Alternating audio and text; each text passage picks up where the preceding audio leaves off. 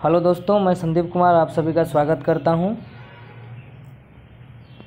इस वीडियो में आप सभी का स्वागत है।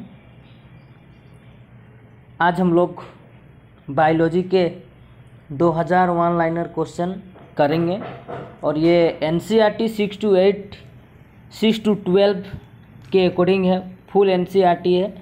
ये वनडे एग्ज़ाम के लिए बहुत ही कारगर साबित होगी और NCERT का इस महासागर में आप सभी दोस्तों का स्वागत है। तो स्टार्ट करते हैं वीडियो को। जो भी दोस्तों इस वीडियो में नए हैं, वीडियो को अंत तक देखें, ये हर एक एग्ज़ाम में काम आएगा। साथ ही जो भी इस चैनल में नए हैं, चैनल को ज़रूर से सब्सक्राइब करेंगे, वीडियो को लाइक शेयर ज़रूर करेंगे। स्टार्ट करते हैं। जीव विज्ञान बायोलॉजी, जीव विज्ञान की शाखाएँ। विटिकल्चर के द्वारा क्या उत्पादित होता है? तो वो होता है अंगूर। जेरेंटोलॉजी के अंतर्गत वृद्धावस्था एवं आयु वृद्धि के प्रभाव का अध्ययन किया जाता है। वर्मीकल्चर में कौन सा कीट प्रयुक्त होता है? तो केचुआ। पेडोलॉजी के अंतर्गत किसका वैज्ञानिक अध्ययन किया जाता है? तो ये मृदा। फूलों के अध्ययन को क्या कहते हैं? तो एरंथोलॉजी। कीटों का वैज्ञानिक अध्ययन क्या कहलाता है? तो एंटोमोलॉजी। जनसंख्या एवं मानव जाति के आंकड़ों का अध्ययन क्या कहलाता है? तो जनानकी। जीवाश्म वनस्पति के अंतर्गत पादप जीवाश्म का अध्ययन किया जाता है। विभिन्न संस्कृतियों के वैज्ञानिक विवरण के तुलनात्मक अध्ययन को क्या कहा जाता है? तो एंथोलॉजी। सब्जियों का अध्ययन किस शाखा के अंतर्गत किया जाता है? तो ओलेरीकल्चर। अस्थियों का अध्ययन विज्ञान की किस शाखा के अंतर्गत किया जाता है? तो अरिस्टियोलॉजी। सर्पों का अध्ययन किस वैज्ञानिक शाखा के अंतर्गत किया जाता है? एस्पेर्टोलॉजी। हाइड्रोपोनिक्स किससे संबंधित है? तो मृदा रहित पादप संवर्धन से। जंतु विज्ञान जूलॉजी के अंतर्गत किन जंतुओं का अध्ययन किया जाता है? तो वह है जीवित और मृत दोनों प्रकार के जंतुओं का। जीव विज्ञान के विभिन्न शाखाओं के जनक। जीव विज्ञान की शाखा और जनक। जंतु विज्ञान का जनक है अरस्तु। वनस्पति विज्ञान का थियोफ्रेटस। सूक्ष्म विज्ञान का लुई पास्चर। जीवाणु विज्ञान का रॉबर्ट कोच। प्रतिरक्षा विज्ञान का एडवर्ड जेनर। वर्गिक तथा वर्गीकरण विज्ञान का कोरोलस लिनियस। रुधिर परिसंचरण तंत्र का है विलियम हार्वे। कोशिका विज्ञान रॉबर्ट हुक। उत्परिवर्तन ह्यूगो डी व्रीज। क्वाक विज्ञान का है हेनरिच एंटन डी वेरी। पादप शरीर क्रिया विज्ञान का स्टीफन हेल्स।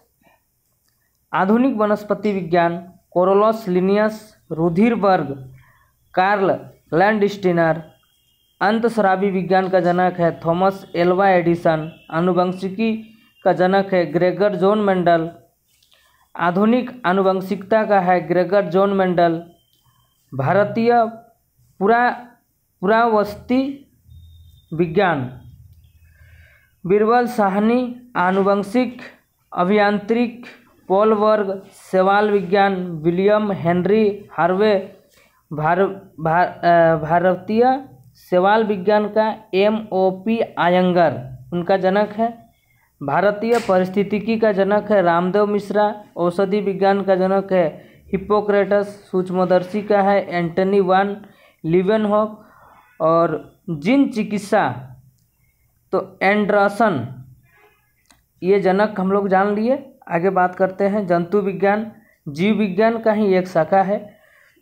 अरस्तु को जंतु विज्ञान का जनक कहा जाता है। वनस्पति विज्ञान के प्रमुख शाखाएं पढ़ेंगे हम लोग अभी। घास विज्ञान घासों का अध्ययन और पालन। अल्गोलॉजी शैवालों का अध्ययन। एनाटॉमी आंतरिक संरचना का अध्ययन।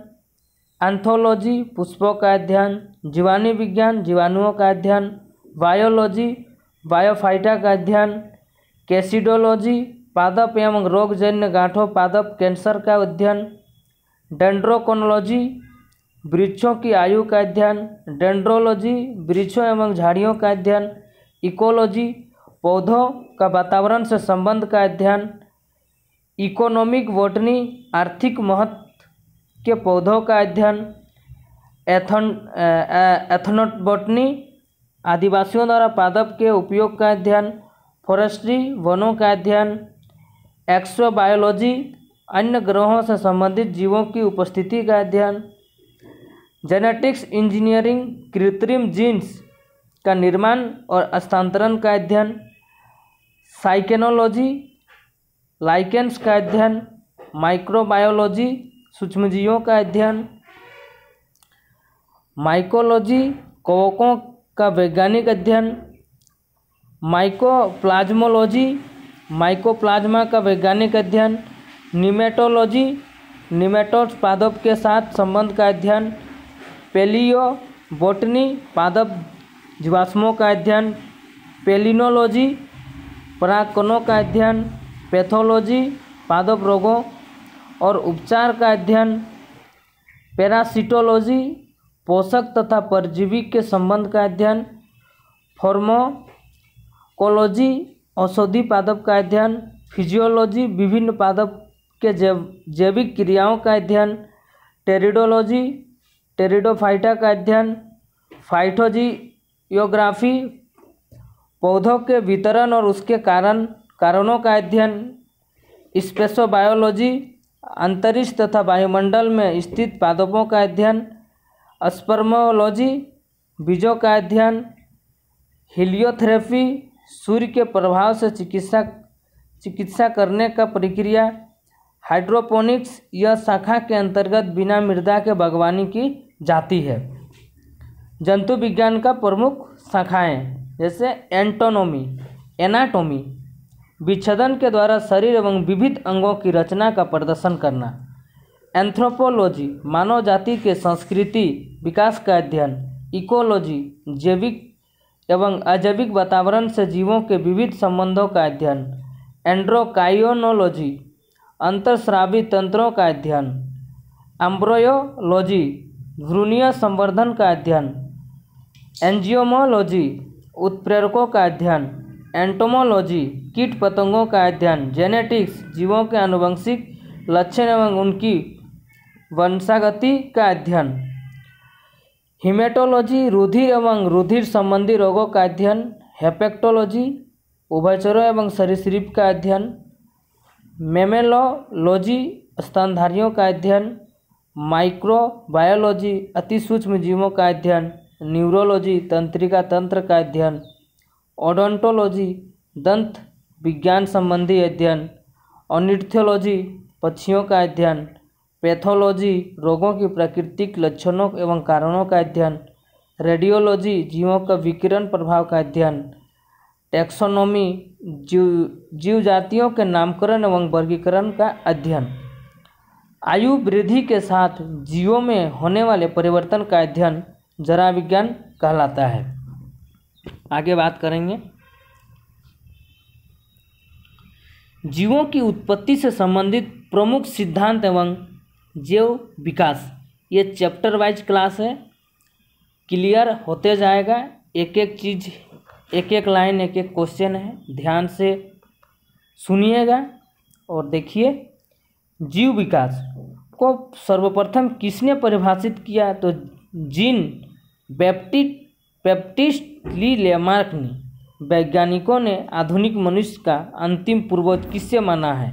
क्रो-मैग्नोन मानव। वर्तमान प्रमाण के अनुसार पृथ्वी पर जीव का उद्गम लगभग 2 अरब वर्ष पूर्व माना जाता है। विकासवाद का सिद्धांत किसने प्रतिपादित किया? तो चार्ल्स डार्विन ने किया है। उद्विकास का प्रमुख कारण क्या है? प्राकृतिक वरण। उद्विकास के उत्परिवर्तन सिद्धांत का प्रतिपादन किसने किया था? तो ह्यूगो डी व्रीज ने। आर्कियोप्टेरिक्स जुरेसिक युग का सबसे प्राचीन पक्षी है जो सरीसृप और पक्षी वर्ग के मध्य की कड़ी है। मेम्स किस जीव का पूर्वज है? तो हाथी। मैप्थ। पृथ्वी पर सबसे पहले किस जीव की उत्पत्ति मानी जाती है? तो नील हरित शैवाल, ब्लू ग्रीन एल्गी। शीत ऋतु में पशुओं के प्रसूति काल को क्या कहते हैं? तो हाइबरनेशन। किस जीव में स्नायु तंत्र तो होता है परंतु मस्तिष्क नहीं होता है? तो तारामीन, स्टारफिश जिसको बोलते हैं। जीवाणु में किस प्रकार के राइबोसोम पाए जाते हैं? तो 70S राइबोसोम। दो प्रकार के होते हैं, एक 70S और एक 80S राइबोसोम। डायनासोर सरीसृप वर्ग में आते थे जिनका उद्देश्य मेसोजाइक युग में हुआ था। नील हरित शैवाल जीवाणु तथा कवक में कवक नहीं पाए जाते बल्कि लोमिली के आकार की कौन सी संरचना पाई जाती है? क्रोमेटोफोर्स। किन पौधों में जाइलम वाहिकाओं का अभाव होता है? तो अनावृतबीजी एवं टेरिडोफाइटा में। आगे बात करते हैं। जो भी साथी इस वीडियो को देख रहे हैं, वीडियो को लाइक शेयर और चैनल को सब्सक्राइब जरूर कर लेंगे। और इसका PDF टेलीग्राम चैनल में मिल जाएगा, डिस्क्रिप्शन में टेलीग्राम का लिंक दे देंगे। 5 जगत वर्गीकरण किसने प्रस्तुत किया? तो हिटेकर ने। जंपिंग जीन की खोज किसने की? मैकक्लिंटोक ने। कौन से क्षार DNA तथा RNA में पाए जाते हैं? तो एडेनिन, ग्वानिन तथा साइटोसिन। ऐसे कौन से उड़ने वाले जीव हैं जो पक्षी वर्ग में नहीं आते हैं? चमगादड़ पक्षी वर्ग में नहीं आते। चमगादड़ को उड़ने की कीट एवं क्षमता होते हुए भी पक्षी वर्ग में अंतर्गत नहीं शामिल किया गया बल्कि इससे स्तनपायी वर्ग में सम्मिलित किया गया है। वह समूह जिसके जंतु प्रायः रात्रिचर होते हैं, वैसे समूह जिसके जंतु प्रायः रात्रिचर होते हैं तो मच्छर, चमगादड़ एवं उल्लू। कुछ साधारण नाम तथा उनके वैज्ञानिक नाम। जैसे मानव का वैज्ञानिक नाम होमोसेपियंस, तेंदुआ का पैंथेरा पार्डस, बाघ का पैंथेरा टिगस, शेर का पैंथेरा लियो, मोटर का पाइसम सटाइवम, बिल्ली का फेलिस कैटस, मेढक का राना टिगराना, धान का अराइजा सटाइवा, सरसों का ब्रेसिका कॉम्पोस्टिस, चना का सीसस एरिटिनम, गेहूं का टिटकम एस्टिवम, गाय का वॉस इंडिकस, आम का मैंगीफेरा इंडिका। ये सब वैज्ञानिक नाम थे। अगला देखते हैं। प्रकाश संश्लेषण की प्रकाशिक एवं अप्रकाशिक अभिक्रिया क्लोरोप्लास्ट में कहाँ संपन्न होती है? तो क्रमशः ग्रेना एवं एस्टोमा में। मोलास्का संघ के कुछ जंतु में नीले या हरे रंग का रक्त किसके कारण होता है? तो हिमोयासिनिन के कारण होता है। मानव हृदय का बायां निलय प्रोकोस्ट पूर्णतः ऑक्सीजन रक्त और महाधमनी में और संपूर्ण शरीर में भेजता है। अगला देखते हैं।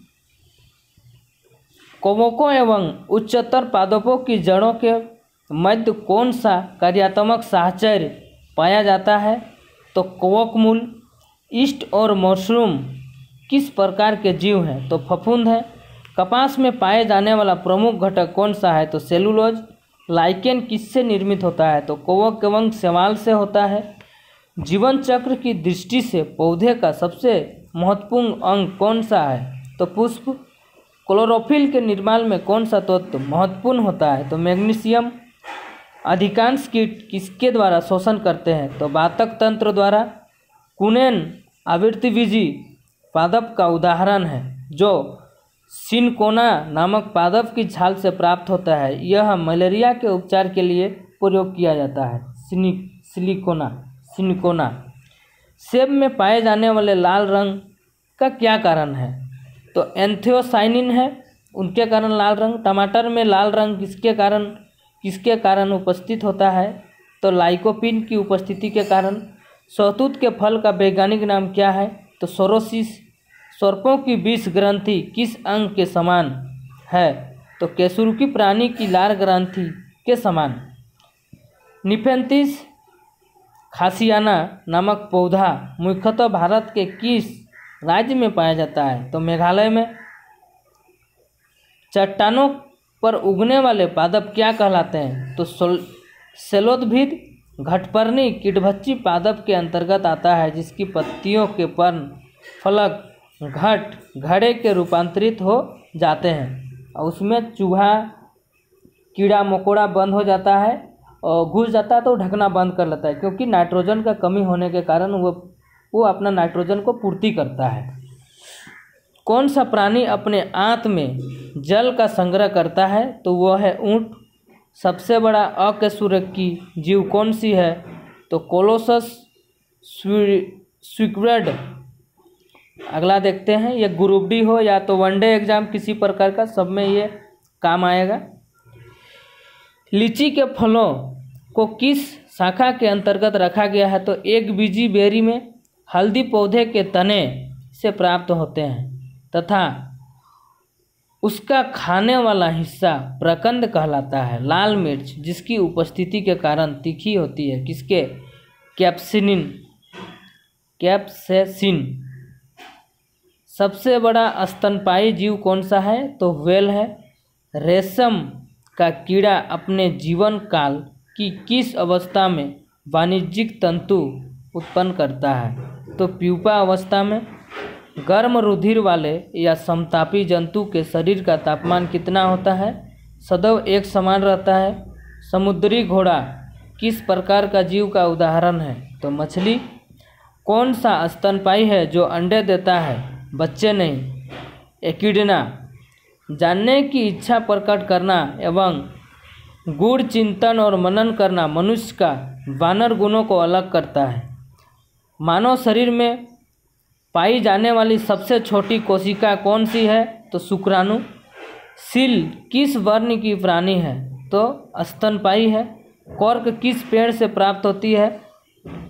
तो कर्क क्वेकस से होती है। डॉल्फिन किस वर्ग के अंतर्गत आती है? तो स्तनपायी। अफीम मॉर्फिन पोस्ते के पौधे के अधपके फल से प्राप्त होते हैं। गन्ने के रोपड़ में उसके किस भाग का प्रयोग किया जाता है? तो तना। लहसुन की गंध का क्या कारण है? सल्फर यौगिक की उपस्थिति। शुष्क जलवायु में अनुकूलित पेड़ पौधे को क्या कहते हैं? तो मरुद्भिद। जल एवं स्थल दोनों जगह रहने वाले जीवों को उभयचर वर्ग के अंतर्गत रखा जाता है, जैसे मेढक। अधिपादप अन्य पौधे पर क्यों निर्भर करते हैं? यांत्रिक सहारे के लिए। टिक और माइट किस जीव वंश के संबंधित है? तो मकड़ी वंश। जुगनू की चमक किस एंजाइम के कारण होती है? तो ल्यूसीफेरस।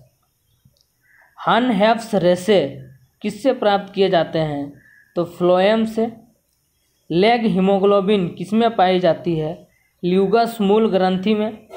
डार्विन की पुस्तक एकदम इम्पोर्टेंट है। डार्विन की पुस्तक on the origin of species कब प्रकाशित हुई? तो वर्ष 1859 में। जैव विकास के पक्ष में किस स्रोत से प्रत्यक्ष प्रमाण प्राप्त होते हैं? तो जीवाश्मों से। जीवों के उद्विकास के संदर्भ में कौन सा अनुक्रमण सही है? तो सैलामेंडर, अजगर, कंगारू। किन कशेरुकी जीवों में कंकाल पूर्णतः अनुपस्थित होता है? तो सरीसृप में। कॉकरोच और सिल्वरफिश में किस प्रकार का परिसंचरण तंत्र पाया जाता है? खुला परिसंचरण तंत्र मिलता है।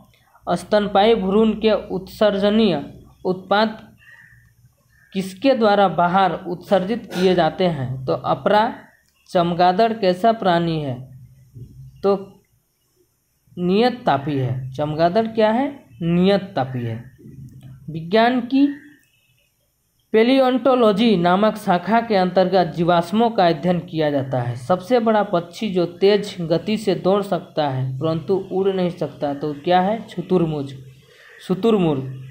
नमक युक्त मिट्टी में उगने वाले पादप हेलोफाइटस कहलाते हैं। एंटोअमीबा हिस्टोलिटिका नामक परजीवी मानव के किस अंग में पाया जाता है? तो आंत में। लिग्निन नामक पदार्थ जमा रहता है जाइलम उत्तक पर। डीएनए संश्लेषण तथा हिस्टोन प्रोटीन कोशिका चक्र की किस प्रावस्था में बनते हैं? तो 5वां प्रावस्था में। अगला देखते हैं। डूबने से हुई मृत्यु का पता लगाने के लिए किस जीव का महत्व है? तो डाइटम का।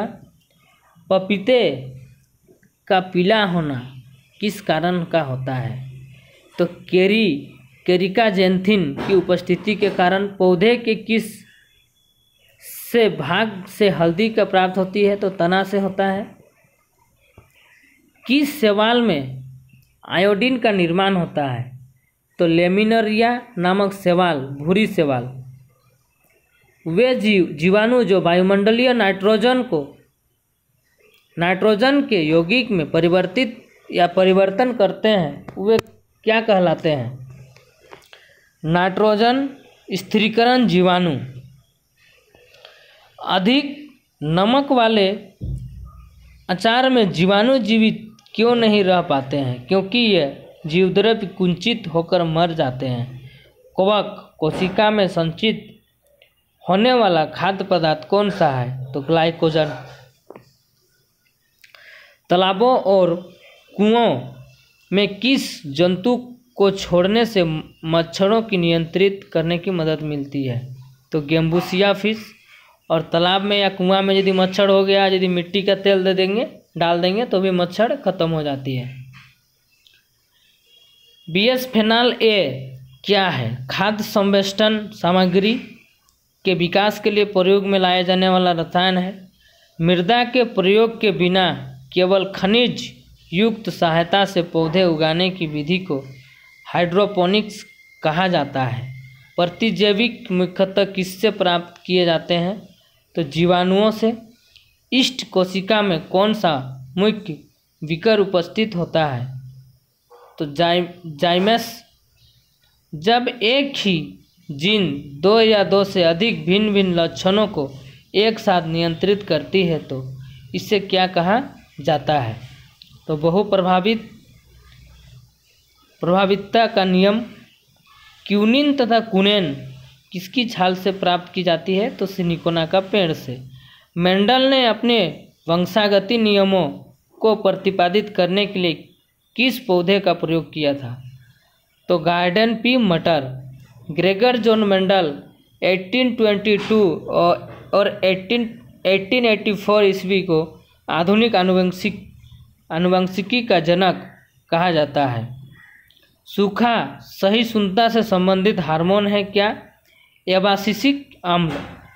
अधिकांश एंजाइम किस ताप पर सर्वाधिक सक्रिय होते हैं? तो -20 से 35 डिग्री सेंटीग्रेड के मध्य। सीप, घोंगा, स्क्वैड, कोकड़ी, ऑक्टोपस, कटलस फिश आदि मोलस्का संघ के प्रमुख जीव हैं। अगला देखते हैं कोशिका सेल। वीडियो कैसा लग रहा है कमेंट में ज़रूर बताइएगा और लाइक शेयर चैनल को सब्सक्राइब ज़रूर से कर लेंगे। सेल पढ़ेंगे। जैव कोशिका के किस कोशिकांग की ऊर्जा घर कहा जाता है? तो माइटोकॉन्ड्रिया को। हमारे तंत्र में अधिकांश एटीपी अणुओं का उत्पन्न करने वाले पद का नाम केबस चक्र है। प्लाज्मा झिल्ली किन पदार्थों से बनी होती है? तो प्रोटीन तथा लिपिड से। मानव शरीर के किस अंग में लचिका कोशिकाएं पाई जाती है? तो पलिहा। किस जीव में लिंग गुणसूत्र नहीं पाए जाते हैं? तो छिपकली में लिंग गुणसूत्र नहीं पाए जाते हैं। जंतु कोशिका में अनुपस्थिति होती है। कोशिका भित्ति। जंतु कोशिका में क्या अनुपस्थिति होती है? कोशिका भित्ति। पीठ पिंड कहाँ पाई जाती है? तो अंडाशय में प्रक्रमित कोशिका मृत के कोशिकीय और आणविक नियंत्रण को क्या कहते हैं? तो कहते हैं इसको एपोप्टोसिस। केंद्रक के अतिरिक्त कोशिका के किस कोशिकांग में डीएनए की उपस्थिति होता है? तो हरितलवक तथा माइटोकॉन्ड्रिया। वीडियो को अंत तक देखिएगा, बहुत फायदा मिलेगा। किसे कोशिका की पाचन थैली कहते हैं? तो लाइसोसोम को। मनुष्य के किस ऊतक में जन्म के पश्चात कोशिका विभाजन नहीं होता? तो तंत्रिका ऊतक। कौन सा भाग पादप तथा जंतु कोशिका में पाया जाता है? तो कोशिका झिल्ली, कोशिका द्रव्य और केंद्रक। हाइपरप्लासिया का क्या अर्थ होता है? कोशिका के आकार में वृद्धि होना। जीन शब्द सर्वप्रथम किसने प्रतिपादित किया था? तो जॉनसन। रिवर्स प्रतिलेखन की खोज किसने की थी? तो टेमिन एवं बाल्टीमोर। जब एक युग्म जीन दूसरे इकाई के प्रभाव को छुपाता है तो इस प्रक्रिया को क्या कहते हैं? प्रभावितता। अगला देखते हैं। कोशिका को जीवित अंश जीवद्रव्य कहलाता है। यह किससे मिलकर बनता है? तो कोशिका द्रव्य, केंद्रक द्रव्य। कौन सा कोशिकांग प्रोटीन संश्लेषण में सहायता करता है? तो राइबोसोम। मानव शरीर में गुणसूत्रों की संख्या कितनी होती है? तो 46, 23 जोड़े। कौन सा तत्व पौधों की कोशिका भित्ति की संरचना का घटक है? तो कैल्शियम। सबसे छोटी जीवित कोशिका कौन सी है? तो माइकोप्लाज्मा। किससे जीवन का मौलिक आधार माना जाता है? तो जीव द्रव्य को। कौन सा कोशिकांग केवल वनस्पति कोशिका में ही उपस्थित होता है? तो हरितलवक। द्विनाम पद्धति के जन्मदाता कौन थे? Carolus Linnaeus. दो कोशिकाओं के मध्य पदार्थों का आवागमन किसके माध्यम से होता है? तो जीवद्रव्य तंतु के माध्यम से होता है। किस तत्व के कोशिकाओं में एकत्रित होने से रंध्र खुल जाते हैं? तो पोटेशियम। किस कोशिकांग की ट्रैफिक पुलिस की संज्ञा प्रदान की जाती है? तो गोल्जिकाय को ट्रैफिक पुलिस के नाम से। प्लाज्मा झिल्ली किस पदार्थ से बनी होती है? तो लाइपोप्रोटीन से। प्लाज्मा झिल्ली की संरचना या यूनिट मेम्ब्रेन मॉडल किसने प्रस्तुत किया? तो रॉबर्टसन वर्ष 1959 में। कोशिका भित्ति सेल वॉल की संरचना कैसी होती है? तो पारगम्य में। विश्व की सबसे छोटी कोशिका माइकोप्लाज्मा गैलीसेप्टिकम। विश्व की सबसे बड़ी कोशिका शुतुरमुर्ग का अंडा। मानव शरीर में सबसे छोटी कोशिका सेरिबेलम की ग्रेन्यूल सेल। मानव शरीर का सबसे बड़ी कोशिका अंडाणु केवल स्त्रियों में। मानव शरीर में सबसे लंबी कोशिका न्यूरॉन है। पुरुषों में सबसे छोटी कोशिका शुक्राणु। सबसे बड़ी पादप कोशिका कोर्लेपोस टैक्सियोफोलिया। पुरुषों के शुक्राणु तथा महिलाओं के अंडाणु की निषेचन की क्रिया अंडवाहिनी में संपन्न होती है। पोषण पढ़ेंगे।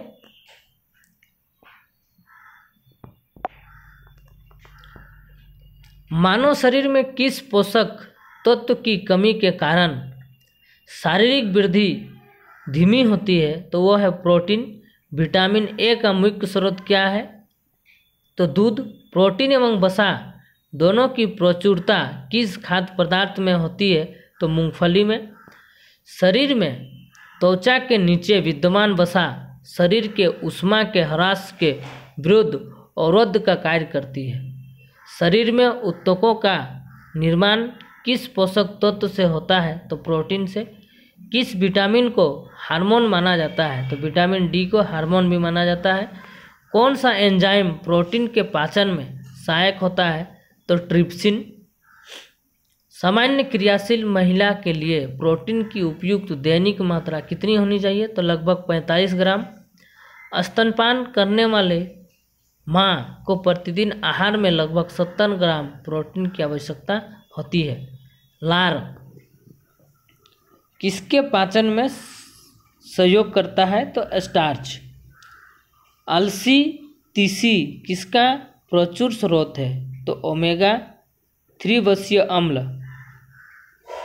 मानव शरीर में पाचन की अधिकांश क्रिया किस अंग में संपन्न होती है? तो छोटी आंत में। मांस की तुलना में मछली को सुपाच्य और लाभदायक क्यों माना जाता है? बहुसंतृप्त वसा अम्ल की उपस्थिति के कारण। दूध किस बैक्टीरिया के कारण खराब हो जाता है? तो लैक्टोबैसिलस बैक्टीरिया के कारण खराब हो जाता है। फास्फोरस शरीर में अम्लीयता एवं क्षारीयता के मध्य संतुलन बनाए रखता है। पालक के पत्तों में किस पोषक तत्व की मात्रा सबसे अधिक होती है? लौह की।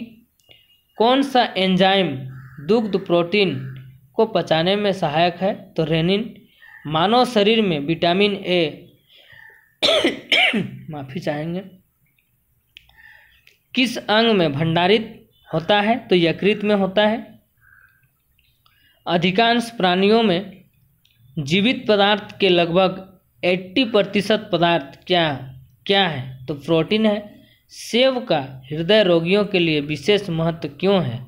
पोटेशियम का स्रोत होने के कारण सेव हार्ट का पेशेंट के लिए उपयोगी माना जाता है। दूध में प्रोटीन और कार्बोहाइड्रेट के अतिरिक्त कैल्शियम और पोटेशियम तत्व सम्मिलित होते हैं। प्रोटीन की अधिकतम मात्रा किसमें पाई जाती है? तो सोयाबीन में। अल्फा क्रिएटिन नामक प्रोटीन शरीर के किस अंग में पाया जाता है? तो त्वचा में। गेहूं में कौन सा प्रोटीन पाया जाता है? ग्लूटेन प्रोटीन पाया जाता है। गाय का दूध केरोटीन की उपस्थिति के कारण हल्के पीले रंग का होता है। दूध का श्वेत रंग किसकी उपस्थिति के कारण होता है? तो केसिन नामक प्रोटीन के कारण। किसमें विटामिन सी की मात्रा सर्वाधिक होती है? तो आंवला में। विटामिन डी का प्रमुख स्रोत क्या है? तो सूर्य की किरणें, सूर्य का प्रकाश है। किस विटामिन का निर्माण हमारे शरीर में होता है? तो विटामिन डी और B3। कौन सा विटामिन किसी स्वप्न को पर्याप्त अवधि तक याद रखने में सहायक होता है? तो विटामिन B6। सब्जियों से मुख्यतः हमें प्राप्त होता है क्या? विटामिन होता है। एक गिलास पानी पीने में कितनी कैलोरी मिलती है? तो 0 मिलती है। बासमती चावल के दाने पकने पर लंबे क्यों हो जाते हैं? एमाइलेज की उपस्थिति के कारण। दूध में कौन सा सैकेराइड उपस्थित होता है? तो लैक्टोज। किस विटामिन की कमी में स्कर्वी रोग होता है? तो विटामिन सी। हेपेटाइटिस मानव शरीर के किस अंग को प्रभावित करता है? तो यकृत को। किसके संश्लेषण में विटामिन के की विशिष्ट भूमिका होती है? तो प्रोथ्रोम्बिन। पौधे और जंतुओं में कार्बोहाइड्रेट का संचयन किस रूप में होता है? पौधे में स्टार्च के रूप में तथा जंतुओं में ग्लाइकोजन के रूप में। विटामिन होते हैं आवश्यक कार्बनिक यौगिक जिनका संश्लेषण शरीर में नहीं होता है। शरीर में अवशोषित होने वाले पोषक पदार्थ से भंडारण के लिए आवश्यकता से अधिक वसा का संश्लेषण कर लिया जाता है।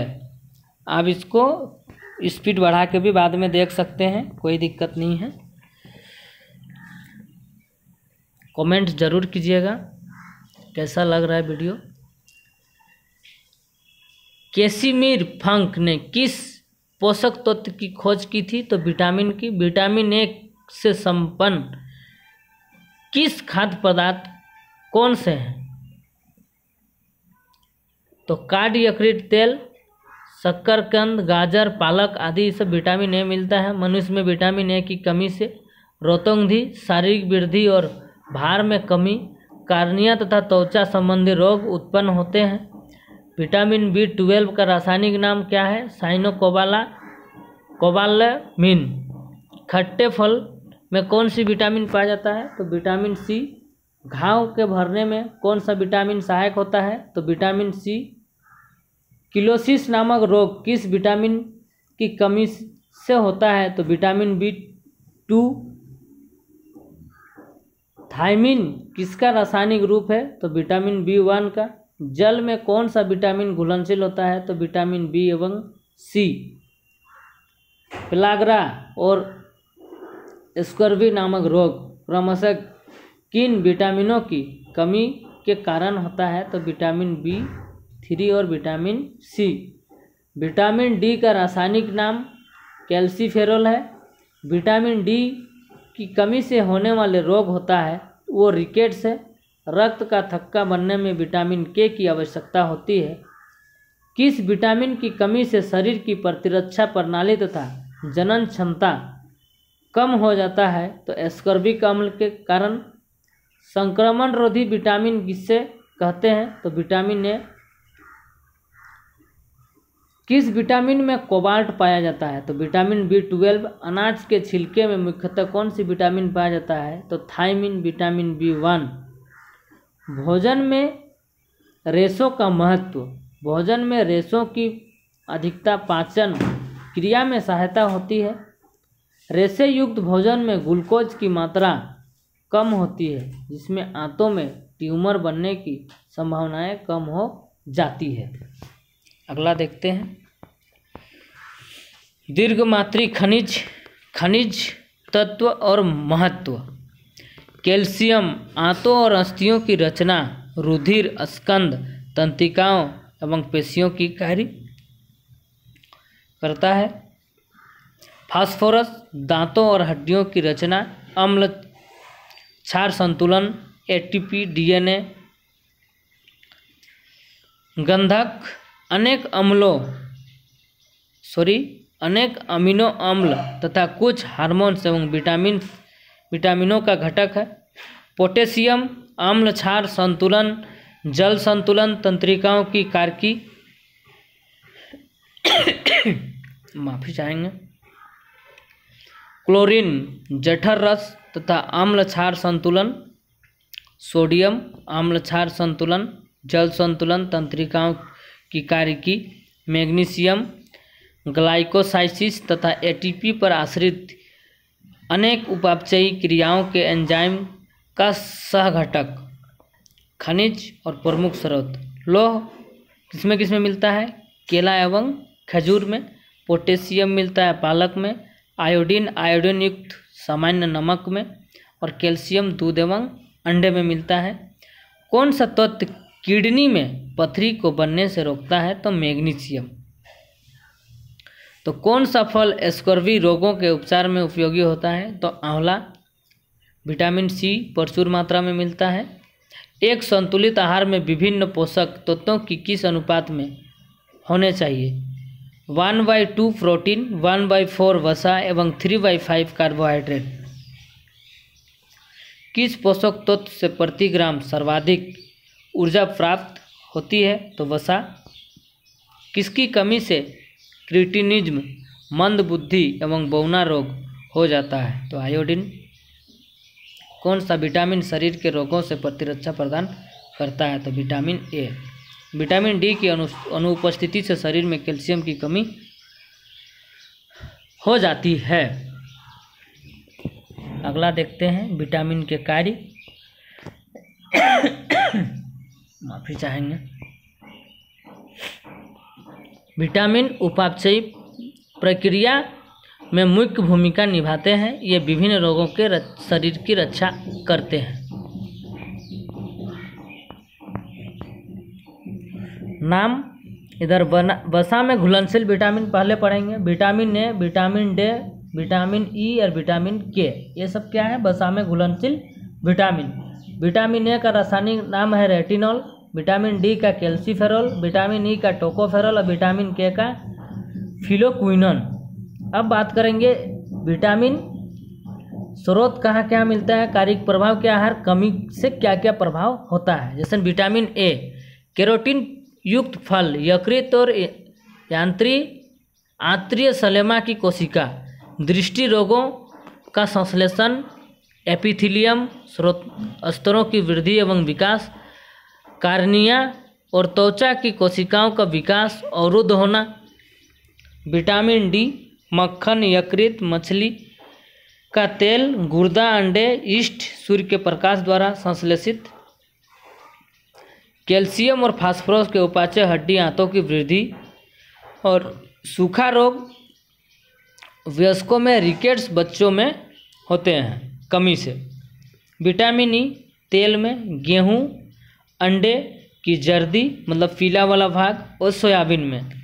कोशिका कला की सुरक्षा, जनन क्षमता में वृद्धि, पेशियों की क्रियाशीलता और कमी होता है जनन क्षमता में कमी, एपिथेलियम कमजोर कमी होने के कारण ये होता है। विटामिन के, हरी पत्तीदार सब्जी, अंडा, यकृत, टमाटर, गोभी, सोयाबीन, आंत के बैक्टीरिया, यकृत में प्रोथ्रोम्बिन का संश्लेषण, चोट पर रक्त का थक्का न जमने से अधिक रक्तस्राव होता है इसके कमी से, विटामिन के कमी से। अब पढ़ेंगे जल में घुलनशील vitamin. Vitamin B1, B2, B3, B5, B6, B7, B12, B9, B12 और विटामिन सी। पहले रासायनिक नाम जानते हैं। विटामिन B1 का थायमिन, विटामिन B2 का राइबोफ्लेविन, विटामिन B3 का निकोटिनिन, विटामिन 5 का है B5 का है पेंटोथिनिन अम्ल, विटामिन सी का है पायरोडिक्सिन, विटामिन 7 का है बायोटिन, विटामिन 9 का है फोलिक अम्ल, विटामिन B12 का है साइनोकोबालामिन और विटामिन सी का है एस्कॉर्बिक एसिड।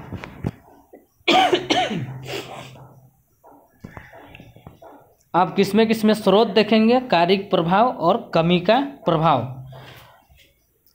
अनाज, फॉलिक अनाज में मिलता है, फलियां में सोयाबीन, अंडा, मांस के एंजाइम का घटक, कार्बोहाइड्रेट एवं वसा उपापचयी क्रियाओं के एंजाइम का घटक और बेरी रोग विटामिन B1 के कमी से। B12 पनीर में मिलता है, अंडा, यीस्ट, हरी पत्तीदार सब्जी में, दूध में, यकृत में, मांस में विटामिन B2 मिलता है। उपापचयों में महत्वपूर्ण एंजाइम फैट तथा FNM का घटक है और किलोसिस रोग विटामिन B2 के कमी से होता है। विटामिन B3 यीस्ट, मांस, यकृत, मछली, अंडा, दूध, मटर, मेवा, फलियां में मिलती है। उपापचयों में महत्वपूर्ण एंजाइम NAD तथा NADP का घटक है। पेलाग्र रोग होता है उनका कमी से। विटामिन B5 अंडा, यकृत, मांस, दूध, टमाटर, मूंगफली, गन्ना में मिलता है। कैटाबोलिज्म में महत्वपूर्ण एंजाइम A का घटक। चर्म रोग, वृद्धि कम, बाल सफ़ेद, जनन क्षमता कम इसके कमी से होता है। जैसे विटामिन 6 यीस्ट में मिलता है, दूध में, अनाज में, मांस में, यकृत में।